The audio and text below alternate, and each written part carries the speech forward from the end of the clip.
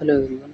तो आज के लेक्चर में हम स्टार्ट करने वाले हैं बिजनेस स्टडी का लेक्चर नंबर 1, जिसमें आज का हमारा जो टॉपिक रहने वाला है वो टॉपिक रहेगा प्रबंध की प्रकृति एवं महत्व से।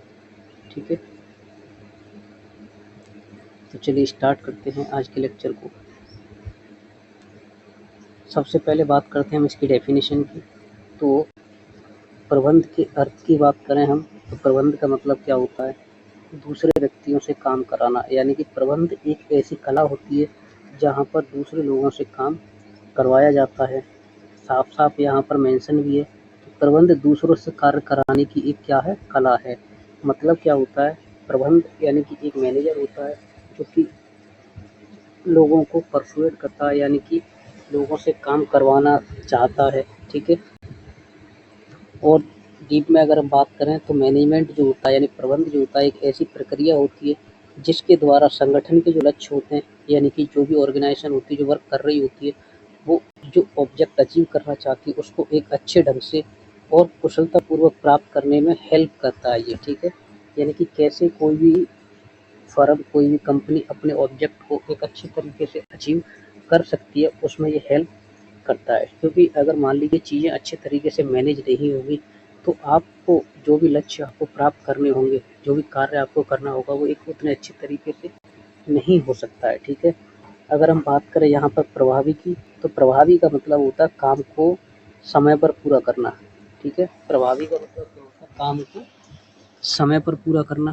और अगर हम बात करें एफिशिएंट का मतलब, यानी कुशल का मतलब क्या होता है? कुशल का मतलब होता है कम लागत पर हम ज़्यादा से ज़्यादा परिणाम प्राप्त करें। यानी कि प्रभावी का मतलब समय कम और कुशल का मतलब होता है न्यूनतम लागत। ठीक है, ऐसे आप समझ सकते हैं। अगला बात करें हम,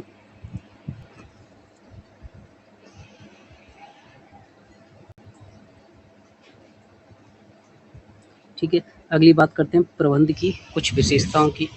तो सबसे पहली बात तो प्रबंध जो होता है वो उद्देश्यपूर्ण प्रक्रिया होती है। उद्देश्यपूर्ण का मतलब क्या होता है कि यहाँ पर प्रबंध जो चाहता है वो अपने उद्देश्य को अचीव करना चाहता है। ठीक है, यानी कि जो भी हमारे माइंड में ऑब्जेक्ट रहता है हम उसको अचीव करना चाहते हैं।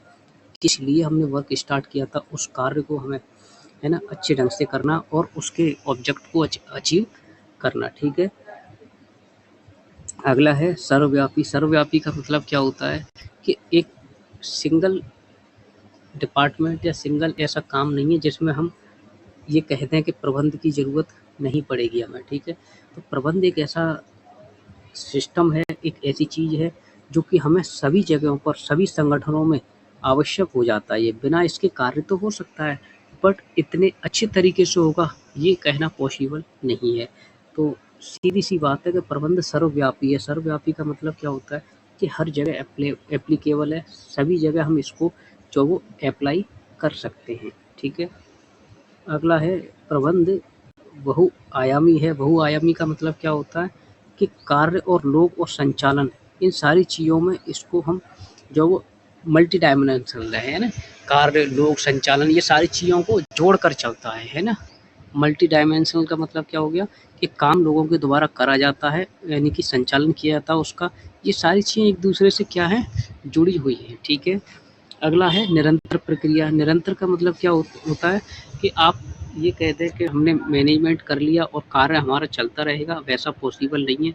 हमें क्या है कि इसको कंटिन्यूअसली इम्प्रूवमेंट की आवश्यकता रहती है इसमें, और समय समय पर इसमें परिवर्तन की आवश्यकता भी रहती है। तो क्यों, ये एक कंटिन्यूअस प्रोसेस है, यानी कि रनिंग में रहने वाला प्रोसेस है। बार बार इसको हमें एक तरीके से कहते हैं ना कि आपको अगर कोई कार्य एक बार में दे दिया जाए तो आप उसको एक बार में कहने से ही नहीं करते हो। क्या होता है कि बार बार टोकने की आवश्यकता रहती है, बार बार कहने की आवश्यकता हमें महसूस रहती है। तो वही चीज़ इसमें है कि कंटिन्यूस प्रोसेस है, इसमें हमें बार बार चीज़ों को इम्प्रूव करने की, समय के हिसाब से परिवर्तन करने की आवश्यकता महसूस होती रहती है। ठीक है, अगला है कि सामूहिक क्रिया है। सामूहिक क्रिया का मतलब क्या होता है कि ये ग्रुप एक्टिविटी है, यानी कि हम ये कहें कि प्रबंध एक व्यक्ति का करा जा रहा है, वैसा नहीं होता है। यहाँ पर 2, 4, 10 लोग होते हैं, उनसे कार्य करवाया जाता है, यानी कि मिलजुल कर कार्य करने की एक कला है। प्रबंध क्या है? मिलजुल कर कार्य करने की एक कला है। ठीक है, ग्रुप एक्टिविटी है। अगला है कि अमूर्त शक्ति। अमूर्त का मतलब क्या हो गया, जैसे कि मान लीजिए मैं अगर किसी से कह रहा हूँ कि काम करिए अच्छी तरीके से, ठीक है, यानी मेरी बात मानकर अगर दूसरा सामने वाला व्यक्ति कार्य करता है, यानी कि टीम वर्क कर रही है मेरे कहने से, तो वो मेरी अमूर्त शक्ति है। यानी कि मैंने कुछ ऐसी चीज़ तो उन्हें दी नहीं जो वो छू सके, टच कर सके। हाँ, मेरे कहने से वो कार्य कर रहे हैं, तो ये एक मेरी इंटेलेक्चुअल चीज़ है, यानी कि मेरी जो विल पावर है एक तरीके से वो वर्क कर रही है ना, यानी मेरे कहने से लोग काम कर रहे हैं, यानी कि देखा नहीं जा सकता, केवल इसको महसूस किया जा सकता। अब लोग तुमसे काम करवा रहे हैं तो इसको हम महसूस ही तो कर सकते हैं, है ना, इसको देख थोड़ी सकते हैं। जैसे कि अब मान लीजिए घर में हमसे कोई, हमारे माता पिता कुछ कार्य करने की कहते हैं, तो वो चीज़ कार्य करने की कह रहे हैं या फिर हमसे काम करवा रहे हैं, तो वो केवल हम देख थोड़ी रहे उसको, है ना, हम महसूस कर रहे हैं कि उसका कुछ रिजल्ट निकलेगा, है ना, उसका कुछ औचित्य निकलेगा, वो बात हो जाती है। ठीक है, अगला है प्रबंध के उद्देश्य की हम बात करें, तो प्रबंध के उद्देश्य में देखो सबसे पहला तो है संगठनात्मक उद्देश्य होते हैं। संगठनात्मक उद्देश्य का मतलब क्या होता है कि एक ऑर्गेनाइजेशन के ऑब्जेक्ट को अचीव करना, उसमें 3 चीज़ें आती हैं हमारी, कौन-कौन सी, कि एक तो होता है जीवित रहना, ऑर्गेनाइजेशन जो होती है हमारी उसको सर्वाइव करना होता है, भाई लंबे समय तक वर्क करे। ऑर्गेनाइजेशन का एक ऑब्जेक्ट रहता है कि उसको लाभ भी कमाना है और उसके साथ-साथ उसको डेवलपमेंट की बात भी करनी है। यानी कि संगठन के उद्देश्य कौन से होते हैं, संगठन जीवित रहना चाहता है, लाभ कमाना चाहता है और एक डेवलपमेंट की बात करता है, ये तो होते हैं किसी संगठन के उद्देश्य। ठीक है, अगला है सामाजिक उद्देश्य। सामाजिक का मतलब क्या हो गया कि सामाजिक में हम ये चीज़ देखते हैं कि समाज के हित के लिए हम कौन-कौन से कार्य कर सकते हैं, जैसे कि लोगों को रोज़गार देना, है ना? लोगों को रोज़गार देना, रोज़गार के साथ-साथ हम क्या चाहते हैं यहाँ पर,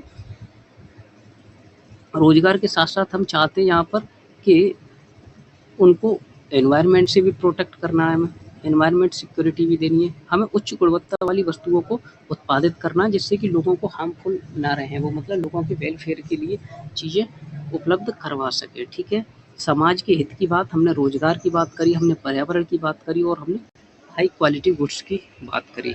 ठीक है, व्यक्तिगत उद्देश्य का मतलब क्या होगा, व्यक्तिगत में वो सारी चीज़ें आ जाती हैं जहाँ पर एक पर्सनल व्यक्ति के ऑब्जेक्ट की बात हम करके चलते हैं, जैसे कि लोगों को हमने हमारे पास जो कर्मचारी काम कर रहे हैं उनको अच्छे ठीक से हमें फेयर वेजेज देना है ना, फेयर सैलरी देनी है। जैसे कि ऐसा नहीं करना हमें कि 2 लोग वर्कर हैं और उनको हमने समान वेतन नहीं दे रहे हैं, हम असमान एक्टिविटी उनके साथ भेदभाव कर रहे हैं, तो वो वैसा हम यहाँ पर नहीं कर सकते, है ना।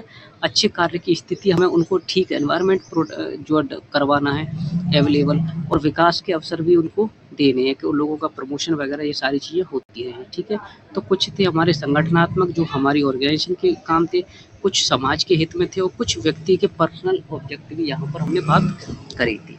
ठीक है, अब आगे बढ़ते हैं प्रबंध के महत्व को। ठीक है, प्रबंध के महत्व और कहीं ना कहीं इसकी विशेषता और उद्देश्य की जो हेडिंग है ना, वो 80 से 90% लगभग मैच करती हुई दिखाई देगी आपको। ठीक है, सबसे पहला जो प्रबंध का महत्व है वो है सामूहिक लक्ष्यों की प्राप्ति, जो हमने पहले डिस्कस कर लिया कि प्रबंध के जो उद्देश्य होते थे या फिर प्रबंध जो भी कार्य करता है वो सामूहिक लक्ष्यों की प्राप्ति के लिए करता है। यानी कि हम क्या करते हैं, ग्रुपिंग एक्टिविटी की बात करते हैं ना, मिलजुल कर कार्य करने की बात करते हैं।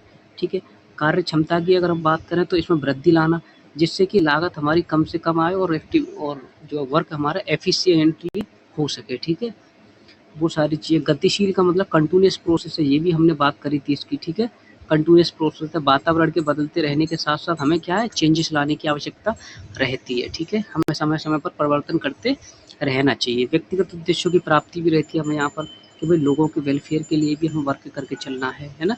समाज के विकास में भी सहायक करना, हमें लोगों को रोजगार उपलब्ध करवाना और नई नई टेक्नोलॉजी के माध्यम से हमें चीज़ों को यूज करना है। ठीक है,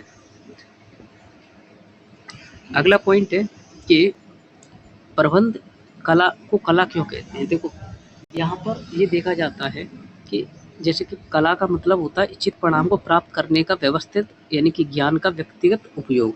जैसे कि मान लीजिए आपके पास कोई चीज़ काम कर रहा है आपको, ठीक है, अब उस चीज़ को आप कितने अच्छे तरीके से करते हो, कितने अच्छे तरीके से आपके पास जो चीज़ें उपलब्ध हैं उनका यूज करते हो, वो होता है एक कला। ठीक है, यानी कि दी हुई चीज़ों को कितने एफिशिएंटली तरीके से हम यूज करते हैं वो होता है हमारा कला। और विज्ञान का मतलब क्या होता है कि जो हमारे पास रूल्स हैं, रेगुलेशंस हैं, सिद्धांत हैं, उनको कितने अच्छे तरीके से हम जो है अप्लाई करते हैं। ठीक है, प्रबंध कला है क्यों यहाँ पर, और जान लेते हैं कि सैद्धांतिक ज्ञान का होना और प्रबंध का अपना साहित्य और ज्ञान, ठीक है, व्यक्तिगत योग्यता का प्रयोग करना, कि मतलब लोगों की जो एक तरीके से हम कहते हैं ना पर्सनल क्वालिटी है उनकी कुछ, उनका उपयोग करना प्रबंध का काम करने में अपना अलग तरीका भी होता है, ठीक है।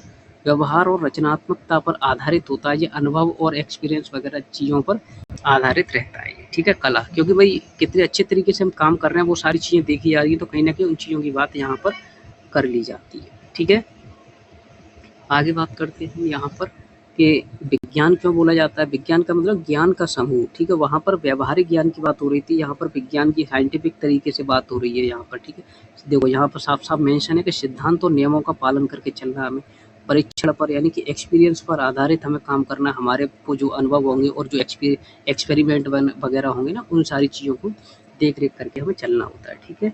प्रबंध एक सटीक विज्ञान नहीं है बल्कि व्यावहारिक विज्ञान है, ये बात आपको याद रखनी है कि प्रबंध जो होता है व्यावहारिक विज्ञान है, क्योंकि मानव व्यवहार से जुड़ा हुआ है। अभी प्रबंध में हम कहीं ना कहीं मानव व्यवहार की बात करके चलते हैं, क्योंकि लोगों से कार्य करवा रहे हैं, तो कहीं ना कहीं मानव व्यवहार तो इसमें ऑलरेडी आ ही जाता है, ठीक है।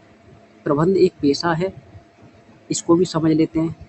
भली बात परिभाषित ज्ञान, जैसे कि प्रबंध का अपना विस्तृत ज्ञान भी होता है, जैसे कि MBA करना है ना, ये सारी चीज़ें प्रोफेशन के अंतर्गत आ जाती है। जैसे कि किसी व्यक्ति ने अगर MBA कर रखा है तो वो अच्छे तरीके से लोगों को मैनेज कर सकता है, वो अच्छे तरीके से प्रबंध कर सकता है ना।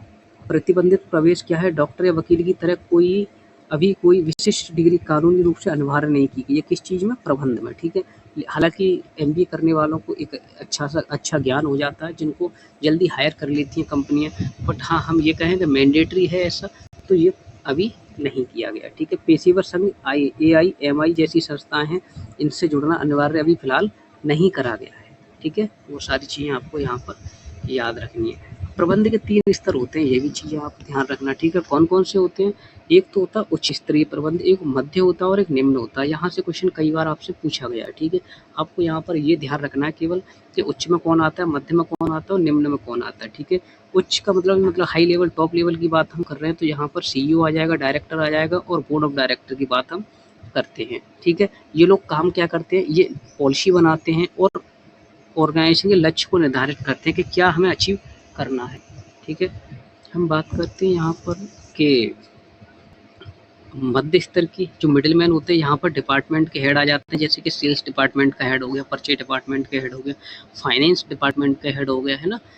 ये सारी चीज़ें हो जाती हैं। मार्केटिंग डिपार्टमेंट का हेड, मतलब हर डिपार्टमेंट के लिए अलग अलग हेड हम बना देते हैं। यहाँ पर जो पॉलिसी टॉप लेवल वालों ने बनाई है उनको एग्जीक्यूट करना है, यानी कि सीधी सी बात है, उन पॉलिसियों को लागू करना है ना, जो टॉप लेवल वालों ने बनाई है।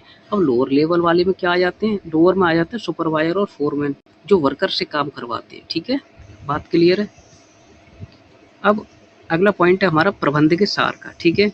यहाँ से भी कई बार आपने क्वेश्चन एग्जाम में देखा होगा कि समन्वय जो होता है प्रबंध का सार होता है। अब है क्यों, वो बात कर लेते हैं। समन्वय वह बल है जो प्रबंध के सभी कार्यों को बांधता है ना। मतलब यह कोई अलग काम नहीं है बल्कि प्रबंध का सार है। सार का मतलब क्या होता है, एक एसेंस यानी कि जरूरी है। हम ये कहें कि समन्वय के बिना प्रबंध हो सकता है तो ये पॉसिबल नहीं है। समन्वय का मतलब कोऑर्डिनेशन है ना, एक तरीके से मिलकर कार्य करना। प्रबंध एक अकेला व्यक्ति नहीं कर सकता। प्रबंध करेगा किस चीज़ का, जब 2 4 10 लोग काम करने वाले हों उन्हीं का तो प्रबंध किया जाएगा ना, है ना। तो हम इसलिए ये कहते हैं कि प्रबंध के लिए ये प्रबंध का सार कौन है, समन्वय। मतलब मिलजुल कर काम करना ही प्रबंध का एक एसेंस है ना। एसेंस का मतलब जरूरी होता है, ठीक है। अब समन्वय की आवश्यकता विशेषता क्या है कि सामूहिक प्रयासों में एकता लाना, है ना।